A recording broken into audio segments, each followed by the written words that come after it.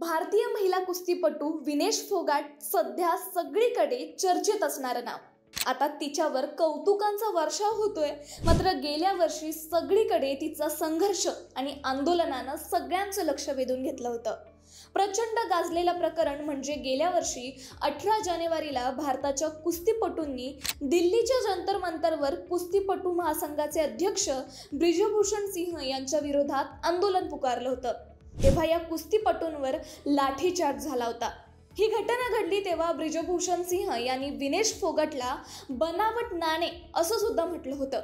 मात्र विनेश फोगाटने पॅरिस ऑलिम्पिकमध्ये 2 चमकदार कामगिरी करून तिच्या टीकाकारांना आणि गैरवर्तन करणाऱ्यांच्या मुसक्या आवडल्या.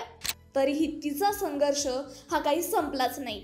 सेमीफायनलमध्ये विनेश फोगाटने क्युबाच्या युस्नेलियस गुझमान लोपेझ विरुद्ध 5-0 असा एकतर्फी विजय मिळवला होता. मात्र अंतिम सामन्यातून विनेशला अपात्र ठरवण्यात आलंय. सुवर्ण पदकाच्या सामन्यातून अपात्र ठरलेली विनेश आता सुवर्ण पदक किंवा रौप्य पदक जिंकू शकणार नाहीये, कारण तिचं वजन 50 किलो गटात 100 ग्रॅमने जास्त असल्याचं आढळून आलंय.